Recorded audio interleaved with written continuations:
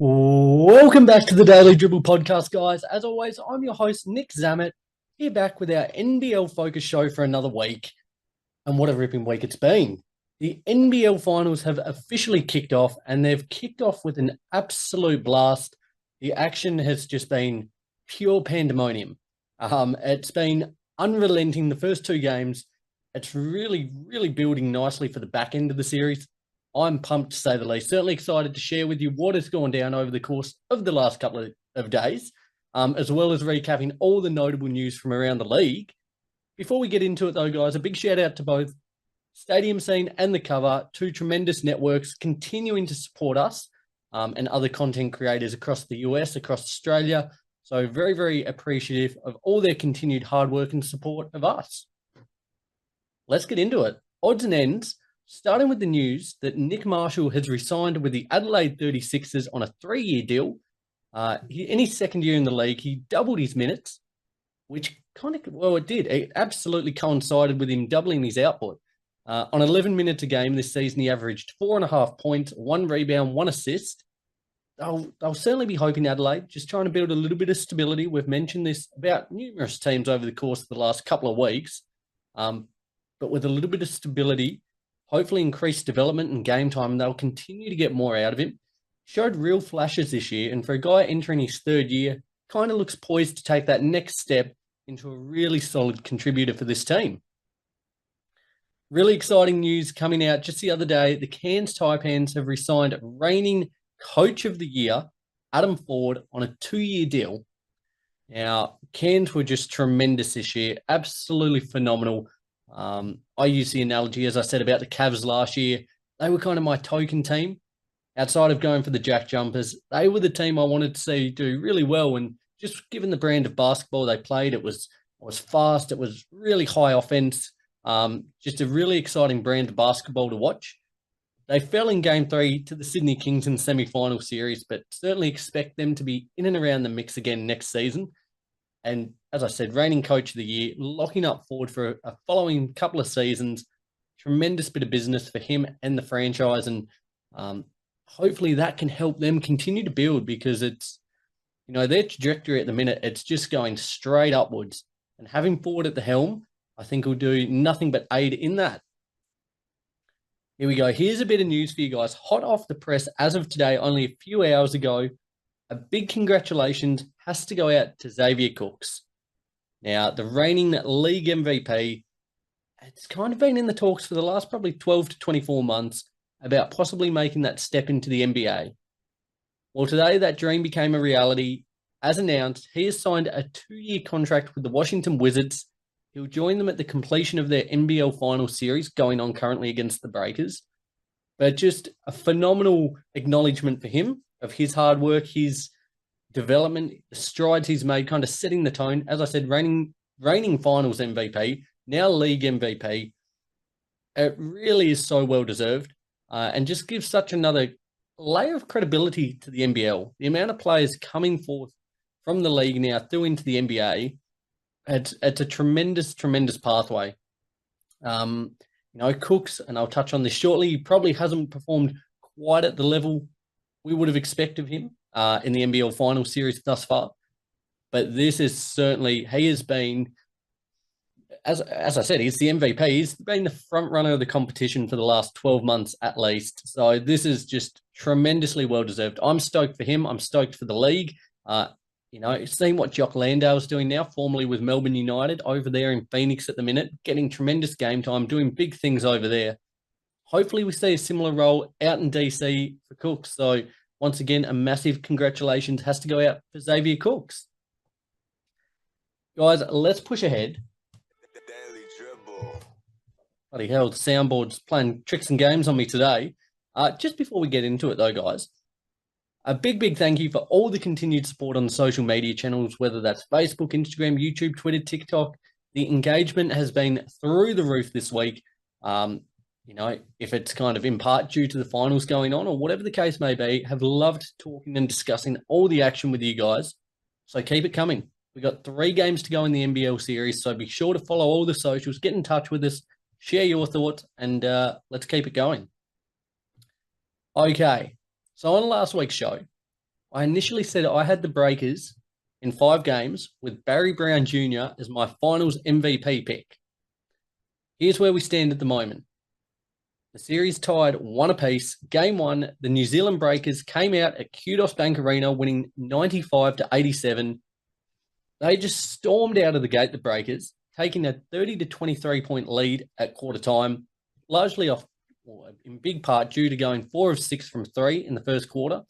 Whereas the Kings really tried to operate inside the paint across the first 10 minutes, and they just didn't quite seem to have it clicking at that point. The second quarter, Rayan Rupert, the next star heading to the NBA next year, he hit the 3 with the foul in the second quarter, 6 minutes to go to extend the lead to 11.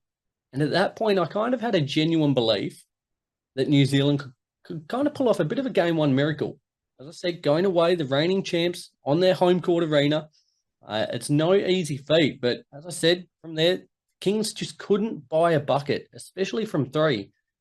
Whereas in this game, New Zealand, they were just money. They were red hot, and it felt as if they couldn't miss.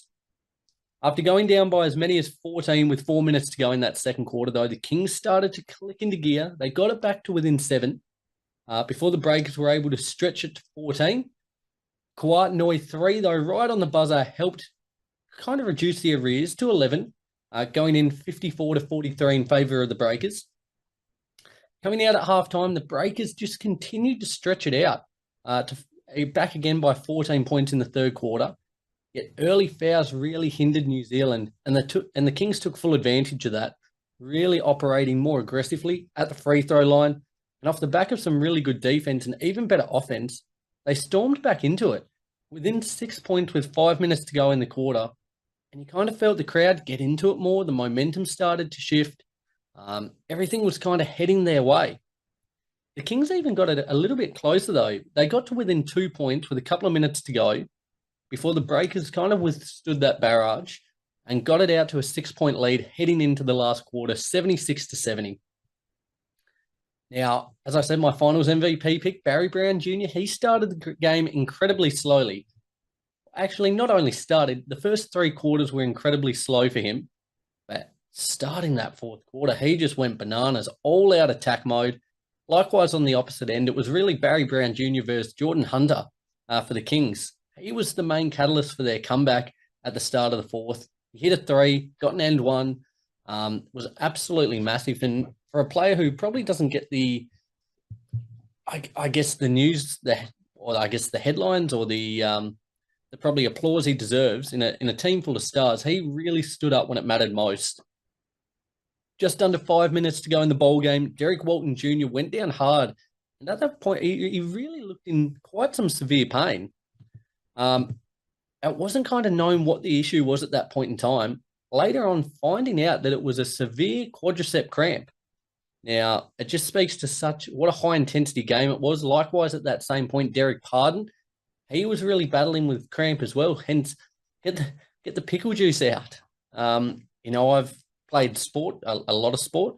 Never suffered with cramp too often. Only had it once or twice, but that seems to be the main go-to kind of concoction to fix things, the pickle juice. So if anyone's ever tried it, I would love to hear from you guys what it actually tastes like. I can't say I'm a huge fan of pickles, but especially if you're from a sporting sense, if you've had cramp in the past and they've got you on the pickle juice, I'd love to hear if it works or not. From that point, though, Walton couldn't come back. Pardon tried to come back on for a moment, but he was no good either. Went back and forth down the stretch before New Zealand were able to pull away to clinch a big 95-87 win on the road. For me, the best players for either team, for the Kings, was Justin Simon, doing it on both ends of the floor as he has done all season long, really held his own and then some. Finished the game with 18 points, 6 rebounds, 3 blocks, went 8 of 11, should I say, from the field. Just tremendous. A really, really well-rounded game from him. On the opposite end for the Breakers, William McDowell-White was just phenomenal. Absolutely phenomenal. And I don't use that word lightly. No, that's not true. I do use it lightly. I use it quite frequently. He finished with a near triple-double, 19 points, 9 rebounds, 9 assists, 2 steals, 0 turnovers, and went 6 of 11 from the field. An incredible, incredible showing in that one. Hence, he was my player of the game. Now, here we go. I'm going to throw to you guys out there, as I do quite often. If you're watching this one on YouTube, thank you as a starter. Hit that subscribe button. If you, at the moment, you might have seen over the last couple of weeks, and as I speak at the moment, a couple of funky little things going on with the video. If you are watching and you happen to know what this issue is, could you please get in touch with me? Because it has got me absolutely boggled as to what's going on and how to fix it. But hopefully, there we go, a temporary little issue. But as I said, if you are a Zoom watcher or a YouTube watcher and a Zoom user, be sure to let me know, guys. I'd be very, very appreciative. Heading into game 2 in Spark Arena across the ditch there in New Zealand, the Kings winning that one 81-74. I tell you what, this to be fair, it was a really tough watch through the first quarter. There were no scores through the first 2.5 minutes. New Zealand didn't score their first points till 4 minutes 55 of the game had elapsed. Took a Barry Brown 3 to kick things off, but it was just an absolute slugfest. A combination of good defense, poor offense, really contributed to just a brick show to start it. Even after that, especially for the Breakers, they just couldn't seem to get things clicking. Because of that, the Kings held a 21-9 lead at quarter time. In bad news, though, Derek Walton Jr., he left with 5 minutes to go in the first quarter and then didn't return for the rest of the game. A huge loss, should I say, with the concerns of Xavier Cooks, who also didn't probably play the minutes we would have expected of him. They actually shut him down towards the end of the game, more precautionary, but hoping that this series goes, the distance, 4 or 5 games. But as Walton went down, even despite having a bit of a lead there, I kind of thought the Breakers would get back into it. And that they did. Going into the second quarter, really dialed it up. Will McDowell-White, Derek Pardon started to get more involved, and they were able to pull things back to only trail 34-30 at halftime. As kind of like game 1, it felt like the momentum was shifting, and New Zealand kind of had a bit to go off into the third quarter. Tell you what, though, Justin Simon, once again, my player of the match from round 1.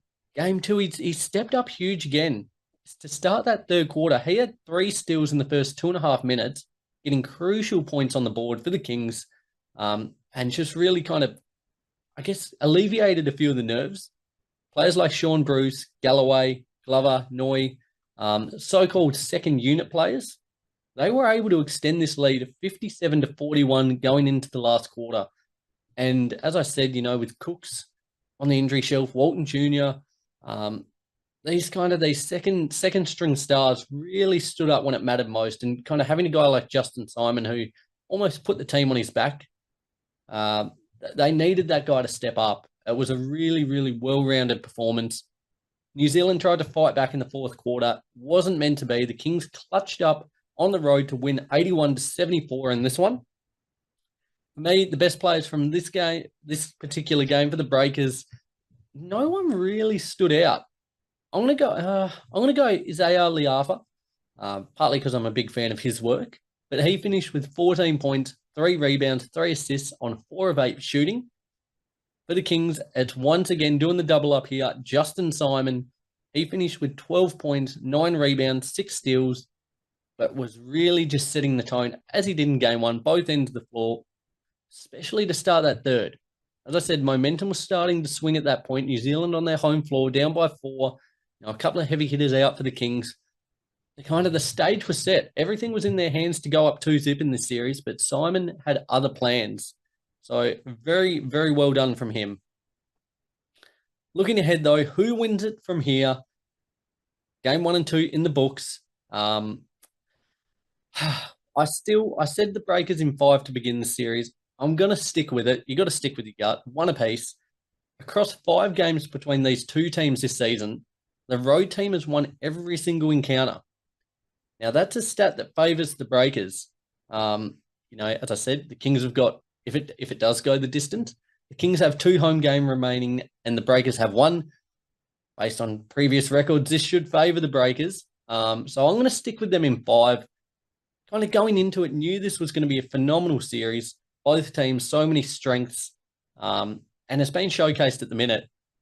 I'm going the Breakers partly just because of that fact, the record fact, or the away game fact, should I say. And just still, there's health concerns residing over Walton Jr., Xavier Cooks still. I know they clutched up in game 2 there, Justin Simon and co. But I think the Breakers will continue to dial it up. Nevertheless, I see it going 5 games. Game 3, Friday night, back in Kudos Bank Arena. It is going to be an absolute sellout, I'd imagine. I tell you what, it doesn't get any better than this. Don't worry about each game being pivotal. Each play within the game almost seems pivotal. Fantastic, as I said last week, having the 2 best teams pitted against one another. What a time to be a basketball fan. Guys, be sure to continue to stay up to date with all of our socials for all the latest news from around the league. I'll put there we go, a little tongue twister. I'll put a couple of things up during the week. Would love to hear at this point, 1-1, who you think is going to prevail. I put something up the other day, and a lot of you, the vast majority of you, were going the Kings. Has that changed off the back of the first couple of games, off the back of injuries? I would love to find out. So be sure to hit them up. In terms of our NBA show, Friday night, the boys will be back together. Rowan Lee will be joining myself. A big episode in store there. So subscribe wherever you listen to the show, whether that's Apple Podcasts, Spotify, YouTube, so as to never miss another episode, guys. Anyway, till then, enjoy the rest of the week. Look forward to Friday night NBL Game 3 action between the Sydney Kings and New Zealand Breakers.